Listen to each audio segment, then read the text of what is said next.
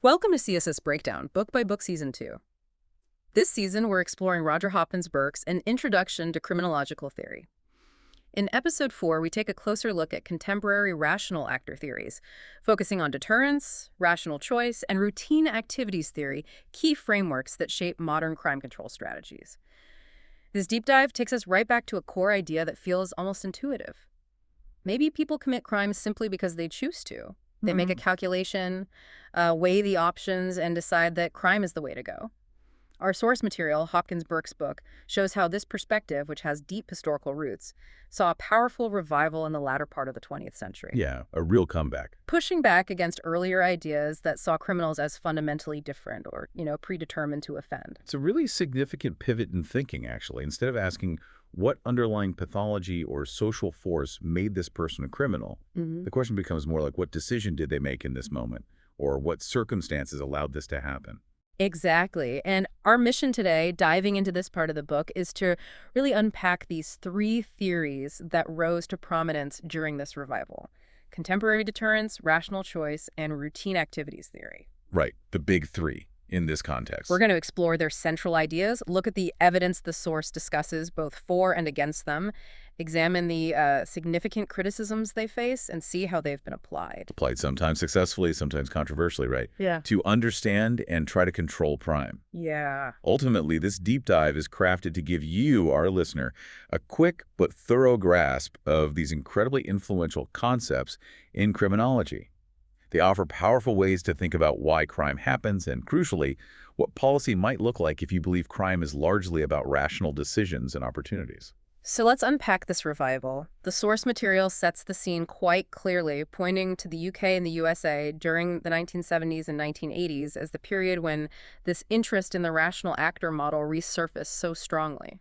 The timing is key. This coincided with the rise of the political new right, a more conservative political climate that often favored individual responsibility and, well, stricter law and order. And a key factor driving this shift was something known as the nothing works agenda. Ah, yes, nothing works. This became highly influential, particularly after Robert Martinson published a widely cited review in 1974 that concluded, quite pessimistically, that offender rehabilitation programs seemed largely ineffective. Nothing works for fixing the offender. So, if you can't change the person through treatment or rehabilitation strategies, often linked to the idea that offenders are somehow broken or predestined to offend due to factors like poverty, psychology, or biology, then what do you do? Precisely. The prevailing wisdom, which for a time had heavily invested in treating or rehabilitating offenders based on what Hopkins Burke calls the predestined actor model. Right, the idea they're fundamentally different. The idea that criminals are different from law-abiding citizens due to these underlying factors was thrown into question. If rehabilitation isn't the answer, maybe the problem isn't the person themselves needing fixing, but something else. This created fertile ground for a return to the rational choice idea. A shift away from understanding the criminal as fundamentally different or predetermined to offend, and back towards the idea that, at some level, crime involves a choice. Yes. The focus moved away from those deep-seated internal or structural causes and back towards the idea that individuals, by and large, make decisions based on evaluating potential outcomes. And the source identifies three main theoretical approaches that really gained ground during this period, all built on that rational actor foundation: contemporary deterrence theories, rational choice theories, and routine activities theory. And these became central to informing new crime control strategies. Absolutely. All right, let's start with contemporary deterrence theories. This is the idea that you can discourage crime by making the consequences undesirable enough. The source details some core principles here. The foundation is built on concepts that go way back, centuries actually, to classical criminology. Yeah. The certainty, severity, and celerity of punishment. Certainty, severity, celerity. Got it. Certainty is the probability of being caught and punished. Severity is the harshness of that punishment. Celerity is how quickly the punishment is applied after the crime. And proportionality is also mentioned, though the source notes a tension there. That's the idea that the punishment should fit the crime, right? Exactly. But the core calculation proposed is that individuals rationally weigh the potential gains from committing a crime against the potential losses from punishment.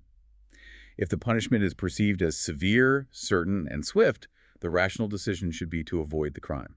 So the theory posits that by increasing the likelihood of getting caught, Making punishments harsher and making the justice system faster, we can deter people from offending. That's the central mechanism, yeah.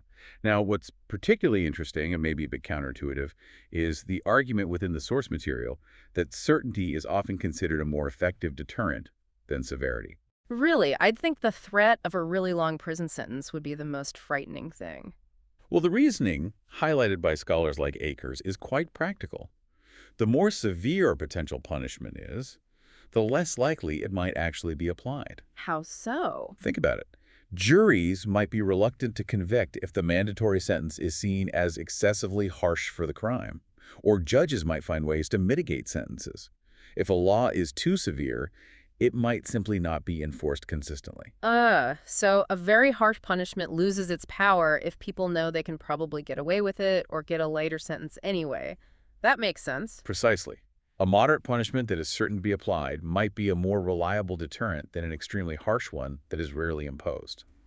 Conversely, if the certainty of being caught is very low, the severity would have to be astronomically high to compensate. Which clashes with proportionality. Right, immediately.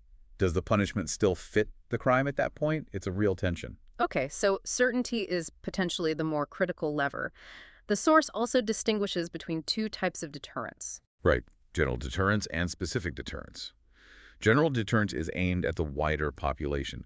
The punishment of an individual offender serves as a public example, intended to deter others from committing similar crimes out of fear of facing the same consequences. Zimmering and Hawkins discuss this idea. So seeing someone get a harsh sentence for burglary is supposed to make me think twice about ever trying it. It's a message. Exactly. It's about sending a message to society. Specific deterrence, on the other hand, targets the individual who has already been caught and punished. Them specifically. Yes, the punishment is meant to deter that person from offending again based on their direct, unpleasant experience of the consequences. They've felt the pain of the system and are supposed to learn not to repeat the behavior. That's the theory. The source mentions the death penalty as the ultimate form of specific deterrence, as the individual is permanently prevented from reoffending. Can't reoffend if you're executed. True. However, it quickly points out that the research on whether capital punishment actually deters others, general deterrence, or even the individual, specific deterrence by making an example, remains ambiguous and highly debated. Okay, let's get into that research a bit. The source brings up early studies on capital punishment and murder rates, and there seem to be conflicting findings. There are. On one hand, you have controversial studies like Ehrlich's from 1975, which used complex economic modeling and claimed that each execution in the U.S. could deter as many as 7 or 8 murders. 7 or 8, that's a huge claim. A powerful finding, if true, in favor of capital punishment as a deterrent. But the source notes this was subsequently much criticized. Rightly so, it sounds like. Absolutely. It stood in contrast to earlier research in the U.S. by scholars like Sellin and Bidow, and studies in the U.K. after capital punishment was abolished there. These studies, looking at murder rates in areas with and without the death penalty, or before and after abolition, generally found no clear, identifiable impact of capital punishment on homicide rates. So, no consistent evidence that the harshest possible punishment actually reduces murder. And the source offers a possible reason for this ambiguity, particularly for certain types of crime. Yes, it's argued that crimes like domestic murder are often not the result of a rational, calculated decision. They might be impulsive acts driven by extreme emotion, anger, or desperation. Not exactly a cold calculation. Not at all. In such moments, the potential consequences, whether life imprisonment or the death penalty, might simply not be a factor in the offender's mind. As Walker points out, deterrence theory might be irrelevant for crimes that don't involve a rational weighing of costs and benefits. That makes a lot of sense. If you're acting purely on impulse, you're not exactly running a risk assessment in your head. But even beyond these potentially non-rational crimes, the source raises broader challenges to deterrence theory. A major one circles right back to that core assumption. How rational are potential offenders really? Do they accurately perceive and calculate the risks and rewards? The perception versus reality issue. Exactly. Research, including work cited from Bay-Leveled, suggests that it's the perceived likelihood of detection that's more important than the actual severity of the punishment. So it's not about how likely you are to get caught and how bad the punishment is, but what the potential offender thinks those things are. Precisely. And this is where the rubber meets the road, looking at the reality of crime and policing. The source cites UK data from Bottomley and Coleman in the early 1980s, showing how incredibly low the chances were of being caught by a passing police patrol, Really low. like vanishingly small in many cases. And detection rates for crimes like burglary were also highly variable, ranging from just 9% to 46% depending on the area. Wow. If the actual chance of being caught is that low, how could anyone perceive certainty of punishment as high unless they're seriously misinformed? It poses a serious challenge to practical application of the theory. And the source offers a fascinating, almost astonishing example from a study of convicted bank robbers by Gill and Matthews. What did they find there with the bank robbers? They interviewed convicted bank robbers and discovered that none of them had even considered the possibility of being caught before they committed the crime. None. Seriously. None. And these weren't amateurs. They were offenders with previous convictions, people who had already experienced the consequences of getting caught. That is astonishing. Even with prior experience of the system, the fundamental calculation of "Well, what if I get caught" wasn't happening. That really seems to undermine the idea that these crimes are always the result of a cool, rational cost-benefit analysis. It's a powerful piece of evidence suggesting that, for some offenders and some crimes, the idea of a rational calculation of punishment just doesn't reflect reality. But, okay, even if deterrence did work perfectly for some people, the source raises significant ethical concerns about its application. Definitely. Baylevel points out that the level of severity required to deter might vary hugely depending on the individual, the specific crime, and the circumstances. This could mean that to achieve deterrence, you might need to impose sentences that are disproportionately harsh, far more severe than the crime itself would typically warrant, simply to ensure that person or that type of crime is deterred. Uh-huh. As Wright notes, this clashes directly with the ideal of proportionality we mentioned earlier. So you might be giving someone a sentence that feels unjustifiably long, just to make an example, or because you think they personally need that level of threat to be scared straight. That's the ethical tightrope. Ugh. Furthermore, Wright also highlights how punishment, when deterrence fails, can actually have counterproductive outcomes. Counterproductive. How so? Like making things worse. Yes. Martin and Webster argued that once someone is convicted and punished, particularly with a prison sentence, it can significantly reduce their legitimate opportunities.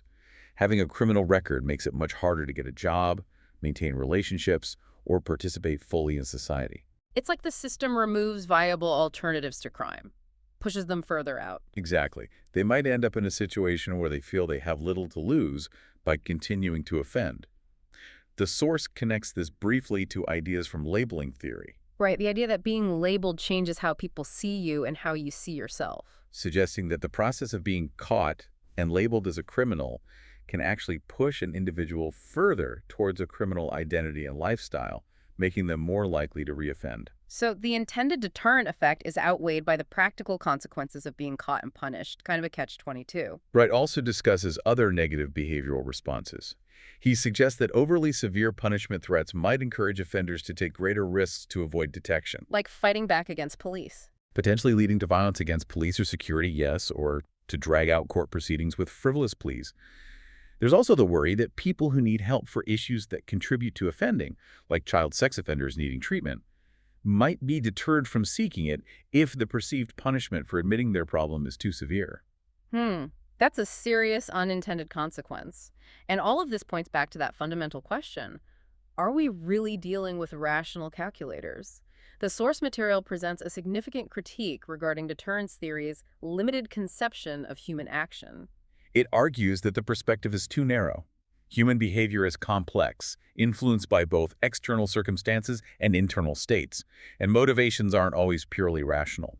Scholars like Pilyavin, Klepper, Nagin, Grasmick, Bursick, and Matravers emphasize the need for theories that account for constraints and mixed motivational states. Because clearly, the image of someone calmly weighing the odds of getting caught for shoplifting versus the price of groceries doesn't fit everyone, does it? Not even close sometimes. The source gives examples. Many petty criminals may simply be incapable of accurately balancing long-term costs and immediate benefits. Think of young men getting into a street fight. The source suggests they often act without any consideration for the consequences. Just pure reaction. Keene, Maxim, and Teven argued that things like low self-control or a strong need for immediate gratification can override any potential calculation of future punishment. So if you're impulsive or only focused on the now, The threat of punishment down the line is unlikely to stop you because you're not even processing it. That's a major challenge to the idea that deterrence is a universal mechanism. And perhaps the most damning evidence presented in the source against the practical effectiveness of contemporary deterrence theory, particularly severe punishment, is the consistently high recidivism rates. Reoffending, especially for young people, you mentioned. Absolutely. The source cites stark data from NACRO in 2003 showing that for males aged 14-17 released from prison in the UK in 1998, get this, a staggering 84% were reconvicted within 2 years. 84%, that's almost everyone. It's incredibly high. And over a third of those were sent back to custody for their next offense. That really suggests that for this group, a custodial sentence is clearly not effectively deterring them from further crime. If anything, it's a revolving door. It's a significant challenge for the theory. And the source points out that crime doesn't even stop within the controlled environment of a prison itself. Assaults on both inmates and staff are common, and drug use is widespread, proven by frequent drug testing. So even when you're literally locked up, surrounded by rules and potential punishments, criminal behavior continues.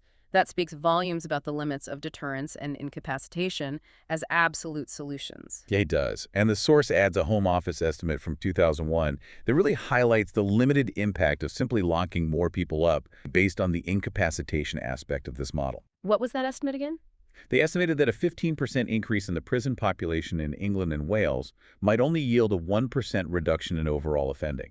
A 15% increase in prison population for just a 1% drop in crime. That statistic really drives home that just removing people from the streets isn't a magic bullet, and suggests that relying solely on this model for crime control might be incredibly inefficient. It underscores the limitations of purely deterrence-based or incapacitation-based strategies when viewed in isolation, and highlights the complex reality they face. Okay, that was a really detailed look at contemporary deterrence theory, its foundations, and its very significant challenges. Now, let's shift gears and explore the second major theory rooted in the rational actor idea, rational choice theory itself. Right. Rational choice theory gained significant traction, partly because of that skepticism towards rehabilitation we discussed earlier. The nothing works idea. And also a growing impatience among governments with what was perceived as the failure of traditional criminology to significantly reduce crime figures.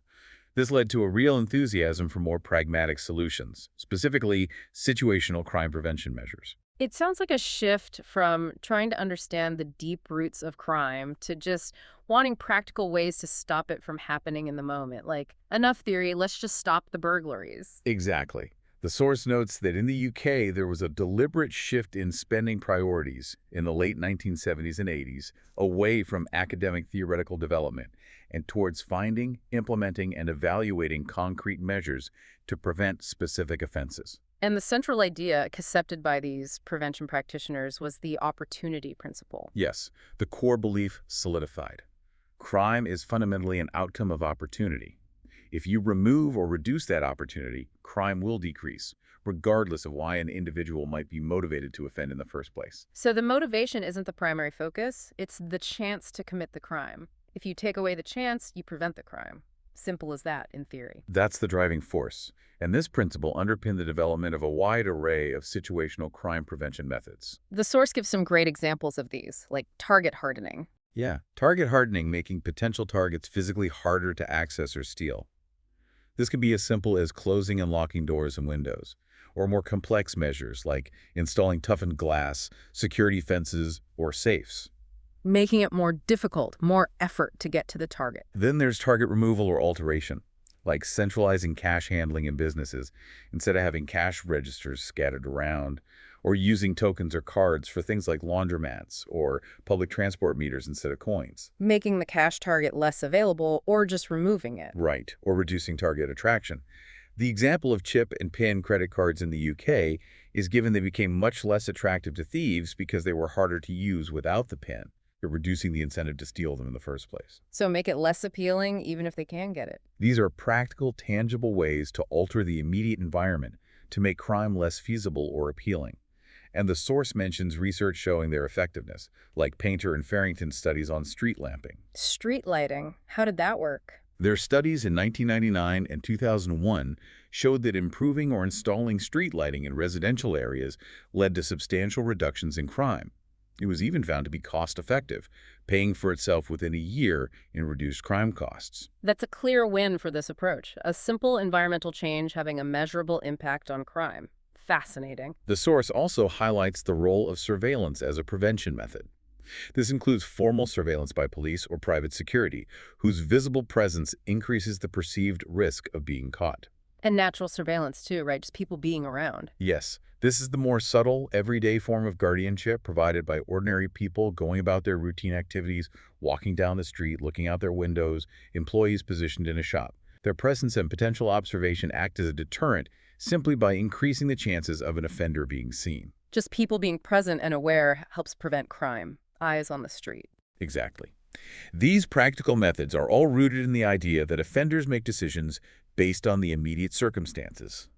The source even brings in the historical perspective of Jim Phelan, a criminal who wrote about his life in the early 20th century. Feeling, right. Seeing property crime, particularly as a tradesman or career choice, a dangerous but potentially profitable way of earning a living. One option among others. He viewed it like any risky profession, a calculated risk for reward. Which, from the rational choice perspective, means you don't necessarily need to delve into someone's deep psychological history or a complex social background to understand why they might steal. You need to understand the decision-making process and the context in which it happens. Okay. This leads to the 5 core premises of rational choice theory outlined in the source material. Okay, let's walk through those key ideas. 1, criminals are, for the most part, normal reasoning people, excluding individuals with severe mental illness. They're not fundamentally different. Right. They operate with a similar cognitive process to anyone else. 2, rationality involves distinguishing means and ends. People have goals, ends, like making money or seeking thrills, and they consider different ways, means, to achieve them, weighing legal and illegal options. So if the goal is money, the means could be a job or it could be burglary. A choice between means. Precisely. 3, rational actors calculate the likely costs and benefits for different possible courses of action. They weigh the potential rewards against the potential downsides. Like the potential payoff from a theft versus the risk of getting caught and the severity of the punishment. Basic cost-benefit. Exactly. 4, the decision rule is straightforward. If the perceived benefits outweigh the perceived costs, the rational actor will choose to do it. If the costs outweigh the benefits, they won't. A simple cost-benefit analysis at the moment of choice seems logical. And 5, the 5th premise, particularly in its earlier forms, stated that it's not necessary to consider prior causes or underlying structural factors. The focus is solely on the rational judgments made in a specific situation by a person with certain goals and preferences. This really pares down the focus to the immediate decision environment. Early variants like Gary Becker's economic model from 1968 leaned heavily into this, didn't they? Oh, yes. Becker explicitly compared criminal choice to economic choice. Just as a business might weigh different investments, a potential offender weighs legal income opportunities against illegal ones, considering the potential rewards, the probability of success, the risk of getting caught, and the potential punishment. Makes sense from an economics perspective. And crime prevention strategies based on this would focus on altering that economic equation, making crime less profitable or riskier relative to legal work. So if a legal job pays well and is easy to get, and crime is risky with harsh penalties, rational people should choose the job. That's the implication. But these early variants face significant criticisms. What were the main issues raised? They sound a bit too neat. Well, first, they were accused of assuming too high a degree of rationality. Comparing criminal decisions too closely to marketplace decisions seemed unrealistic, given that people often make impulsive or poorly informed choices. Right. Not everyone is a perfectly rational economic actor. And second, as Trasler pointed out, these models also struggled to explain non-economically motivated expressive crimes, like vandalism or assault crimes, where the primary goal isn't material gain. Good point. If it's all about rational economic gain, why do people break things for fun or out of anger? That doesn't fit the model easily? The source discusses how proponents of the theory responded to these criticisms. Regarding the too high rationality point, they argued that even amateur criminals who make poor estimates are still making calculations, albeit inaccurate or limited ones. Sullivan compared it to a consumer making a series of bad financial decisions. It's still a process of reasoning, however flawed. So it's rationality lead, maybe? Flawed calculation is still calculation, not perfect, but still a choice. Yes, it's still seen as a form of reasoned choice. And for expressive crimes, scholars like Clark argued that while the motivation for vandalism or an assault might be rooted in emotions, anger, or boredom, things that don't seem strictly rational in an economic sense, the planning and execution of the act itself can still involve rational decision-making. Okay, so the means to achieve an emotional goal might be chosen rationally. If I want revenge, breaking his window seems like the most effective way to do it right now. That sort of thinking. Exactly. And the source notes that expressive crimes like vandalism are also often explained well by the related concept of opportunity from routine activities theory, which we'll discuss next. They frequently occur because the opportunity presents itself when someone is in a particular place in their routine, driven by immediate expressive motives like peer approval, getting back at someone, or simply alleviating boredom, as Knights points out. That links it back to the environment and opportunity, even if the underlying motive isn't purely economic. Interesting connection. This brings us to the more sophisticated variants of rational choice theory, particularly associated with researchers like Clark and Cornish. They refined the view, defining crime as the outcome of choices or decisions made by offenders, acknowledging that these decisions might be, however hasty or ill-considered. This is the concept of limited or bounded rationality. Not perfectly rational, but rational enough within limits. Precisely. It doesn't require offenders to be perfectly informed or to carefully weigh every single option like a supercomputer, but it crucially maintains the idea that offenders are making decisions, and it avoids treating them as fundamentally different or psychologically pathological compared to law-abiding citizens. So they're not inherently different people, they're just making decisions within certain constraints, perhaps based on limited information or under pressure. Makes it more realistic. And a major practical advantage of this perspective, highlighted by Ekblom, is that it doesn't require you to change the offender's fundamental motives or fix deep-seated issues from their past.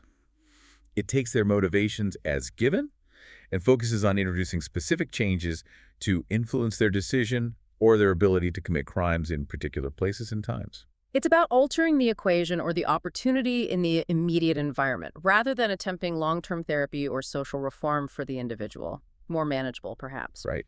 Clark even suggests that factors often discussed as predisposing individuals to crime, things like upbringing, personality traits, or past experiences, can be interpreted within this framework as influencing their cognitive decision-making processes. How so? Their history shapes how they perceive risks, benefits, and opportunities in a given situation. It affects the rational calculation they make. So background isn't irrelevant, but it's seen through the lens of how it affects decision-making now. Okay. The source also discusses crime, not as a single decision, but often a decision series, drawing on Bennett's work.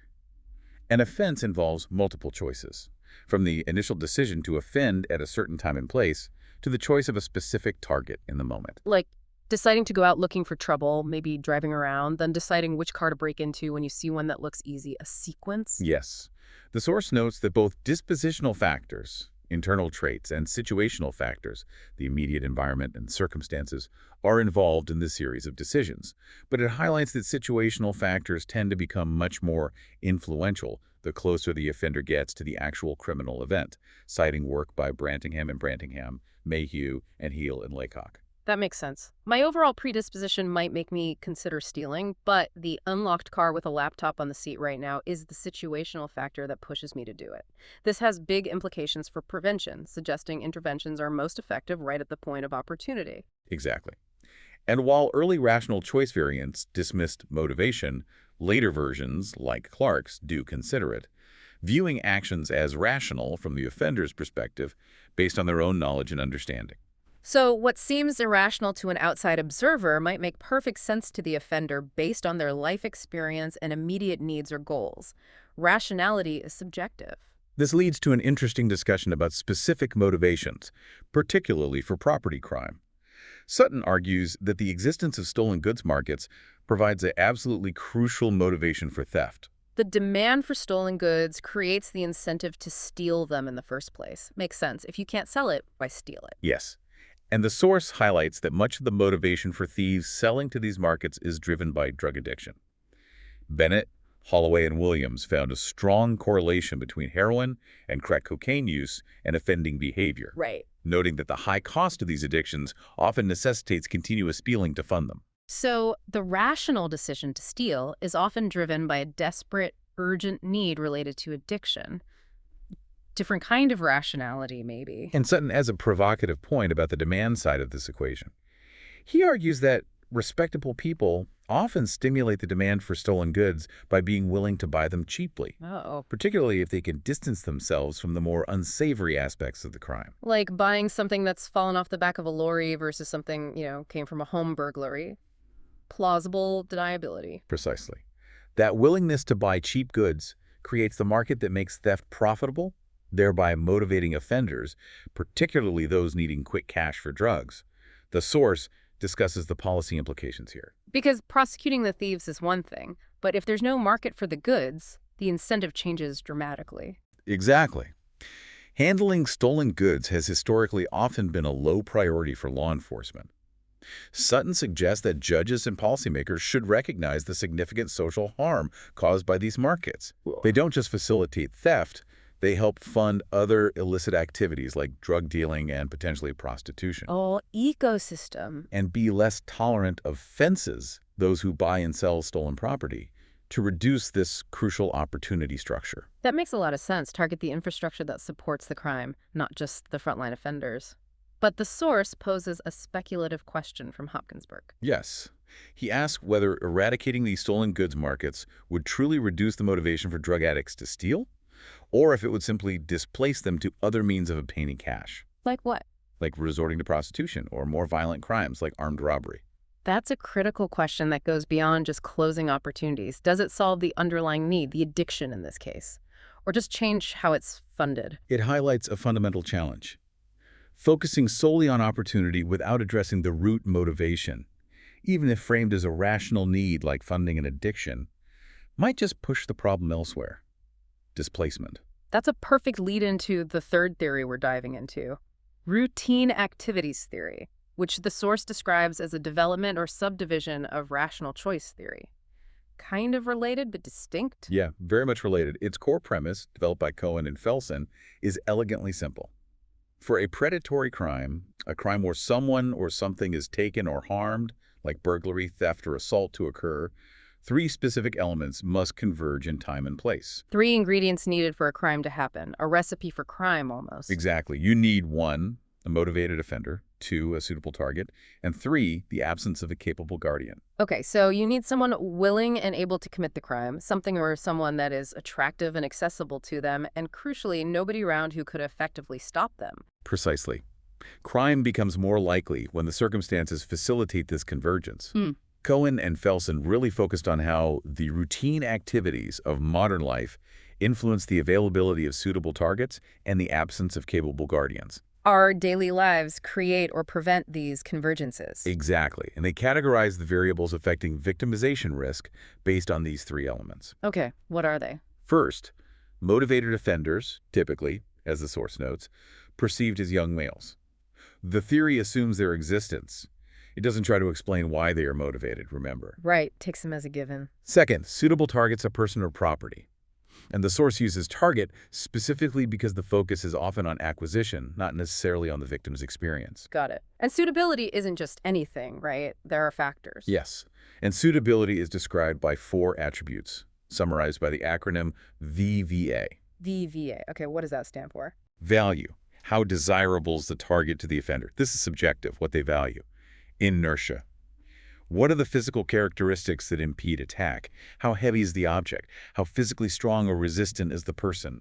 Hard to steal a grand piano. Right, inertia. Got it. Visibility. How exposed or identifiable is the target? Is it on display? Is the person in a public exposed location? And accessibility.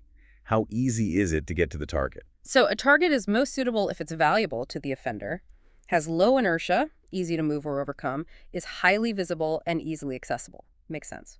Combined with a motivated offender and the third element, the absence of a capable guardian.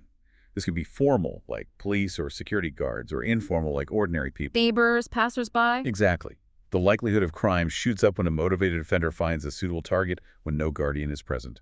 The risk of criminal victimization varies dramatically among the circumstances and locations in which people place themselves and their property, as Cohen and Felsen put it. It's about the intersection of routines, where our lives take us. That quote perfectly captures it. It's not random bad luck. Risk is shaped by our daily movements and interactions. The source highlights how major societal changes since World War II have fundamentally altered these dynamics. Changes in how we work, go to school, spend our free time, all that post-war stuff. Exactly. More people working away from home, more single-person households, more leisure activities happening outside the home. This means people and their property are more exposed and accessible as targets away from home, while simultaneously, guardianship at home decreases because fewer people are there during the day. Houses are empty more often. So modern lifestyles inadvertently created more criminal opportunities by changing where people and their property were and who was there to protect them, an unintended consequence of progress almost. Felson's later work even shifted emphasis away from formal guardians like the police. He came to see crime more as a private phenomenon, suggesting it's less impacted by the state's formal efforts than we might think. Less about police patrols, more about everyday people looking out for things, like that natural surveillance idea again. Precisely. He emphasized the power of informal control, the quiet and natural method of crime prevention embedded in daily life. Ordinary people ourselves, neighbors, friends, family, even attentive strangers are seen as the most common and effective, capable guardians. That's a compelling idea, that our collective informal presence is the most significant barrier to crime, not necessarily more police. Felson also applied routine activities theory to other crime types beyond property crime, including exploitative crimes like robbery, rape, mutualistic crimes like consensual drug dealing or gambling. Where both parties are willing. Yes, competitive crimes like fighting, and even individualistic crimes like drug use or suicide, seeing them as also requiring a convergence of elements. Expanding the scope. And in this broader application, a fourth variable was identified, the absence of an intimate handler. What's that? Yes. This is someone like a parent, partner, or close friend who exerts informal social control over a potential offender. Somebody who keeps an eye on them, basically. Ah, like a personal guardian. Kind of. For a crime to happen, the motivated offender typically needs to escape the direct influence and surveillance of this intimate handler and find a suitable target without a capable guardian present. So it's about breaking free from personal social ties and finding an opportunity in the environment. Layers of control needed to fail. The source also mentions Cohen and Felson's household activity ratio. Sounds technical. It was their statistical measure linking crime rates to the percentage of households less likely to have members home regularly, for example. Households that aren't traditional husband-wife families or those where the wife works outside the home. And these households showed higher victimization rates because they were empty more. They found a correlation. These households have less guardianship at home, may possess more portable, desirable goods, and their members might be more exposed to personal crime away from home. Cohen and Felson found changes in this ratio, tracked changes in major predatory crime rates over time, even when accounting for other demographic shifts. That's specific data supporting the theory's link between routines and risk. Quite powerful. Cohen, Klugel, and Land further formalized this, sometimes calling it opportunity theory. Yeah, focusing on exposure, proximity, guardianship, and attractiveness, often derived from victimization survey data. And the source notes that studies using this formalized approach have generally supported the theory's propositions. Seems robust in that sense. It have empirical backing, yes. There's a fascinating real-world test of this theory mentioned, the case of Hurricane Andrew in Florida, a natural experiment. Right. Cromwell et al. Studied the aftermath of the 1992 hurricane. It was a natural disaster that created immense vulnerability, homes destroyed, property disposed, people displaced. Formal police presence was severely disrupted in many areas. You'd think this would create a perfect storm of opportunity, leading to massive looting and crime, the ultimate lack of guardianship. And initially, that was expected.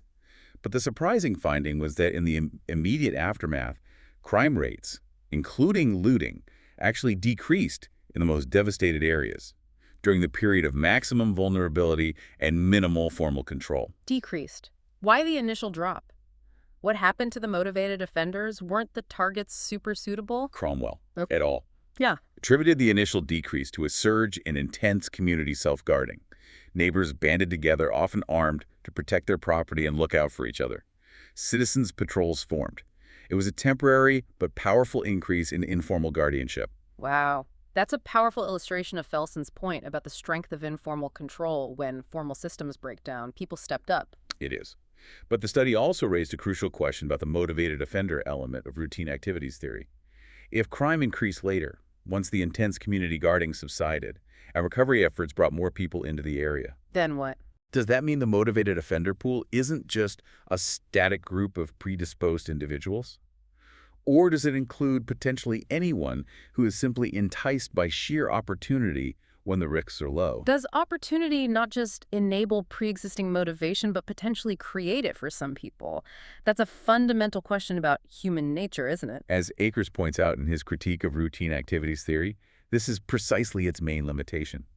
The theory is excellent at explaining victimization, explaining why certain people, places, or objects are at higher risk of crime due to their suitability and exposure. It tells you where the lightning might strike. Exactly. But it fails categorically to explain why people become motivated offenders in the first place. It assumes the motivated offender exists, but doesn't tell us anything about their background, psychology, or social context that makes them willing or predisposed to commit crime. It just says someone motivated shows up. Exactly. It leaves that fundamental question unanswered, which, as the source notes, is the territory explored by the predestined actor model, looking at factors that might push someone towards offending regardless of immediate opportunity. So, routine activities theory is incredibly useful for understanding where and when crime is likely to occur and who is at risk of being targeted, but not the deeper question of why someone is looking for that opportunity at all. That's a fair summary of its scope and limitations.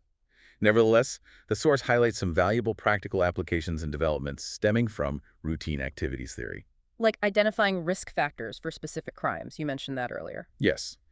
Boudreau, Lord, and Jarvis used the framework to review research on child abduction and homicide, identifying risk factors for children based on how their routines affected their access, vulnerability, and exposure to potential offenders.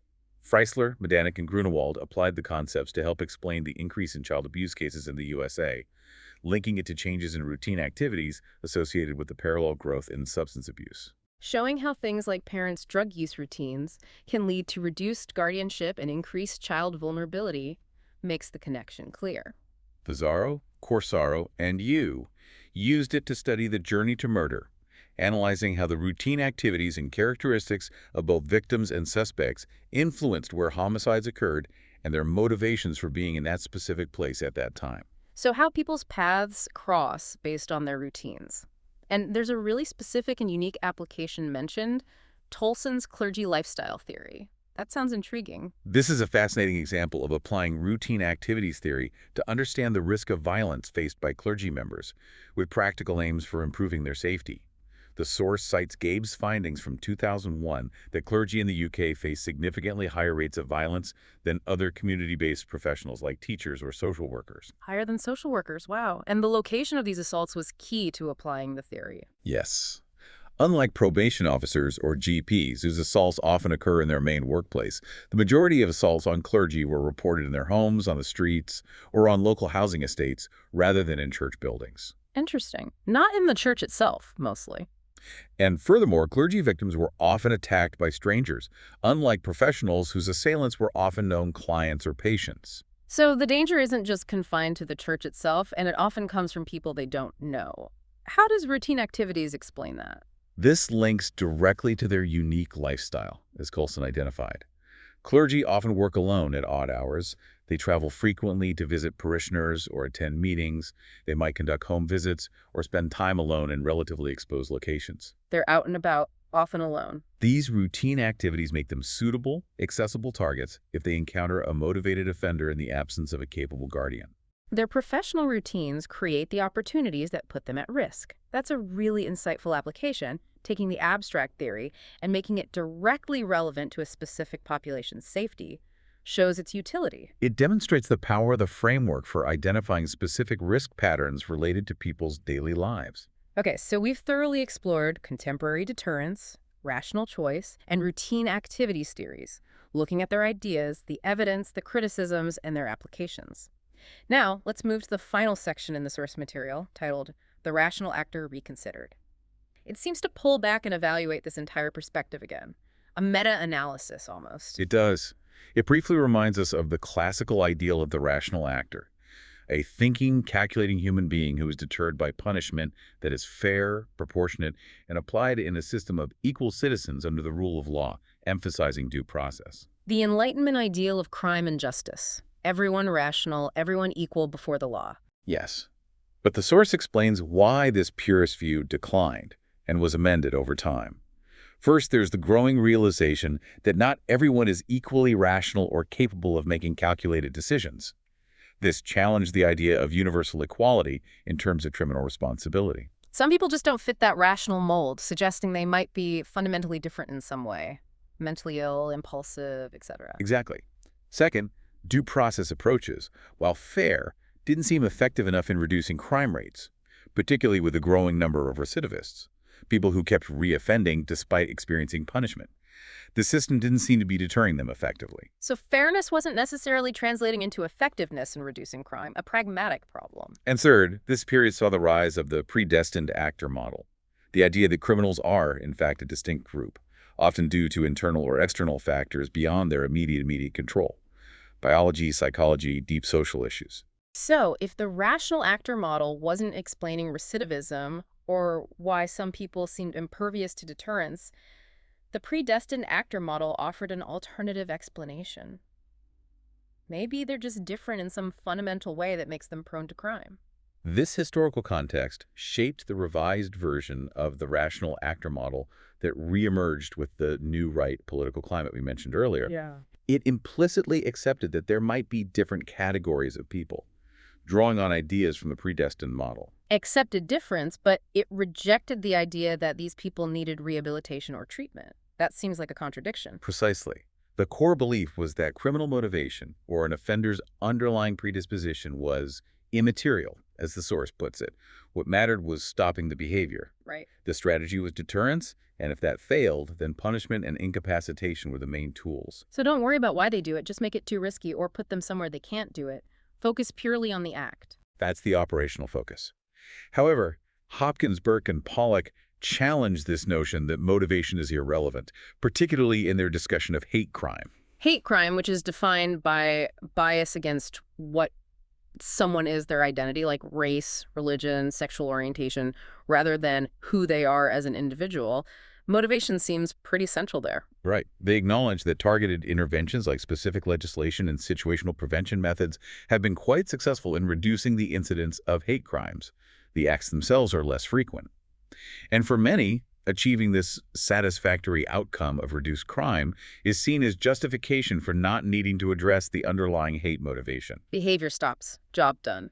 Their colleague is quoted saying something like, if they aren't saying it and they aren't doing it, then that's okay. So as long as the behavior stops, we don't need to worry about the feelings or the underlying prejudice. Just keep it suppressed. Which the source fundamentally questions. While the overt behavior might be suppressed by fear of punishment or lack of opportunity, this doesn't necessarily eradicate the hatred itself. The colleague might still see the hate in their eyes, as the quote suggests. And that unaddressed hatred could potentially resurface later under different circumstances if the conditions change. Yes, the source argues, citing examples like changes in immigration patterns, encountering new social groups, or exposure to extremist content online. These could reignite that latent hate motivation, transforming it back into harmful actions, even if the current environment has temporarily suppressed it.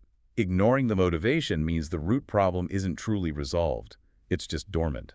That's a powerful critique, suggesting that focusing only on stopping the act through deterrence or opportunity reduction might miss the potential for displacement or reemergence of crime driven by deep-seated motivations. It's a surface-level fix. The source links this revised rational actor model's emphasis back to a crime control model of criminal justice, prioritizing detection and punishment above other goals like rehabilitation or addressing root causes. Get tough. Lock them up.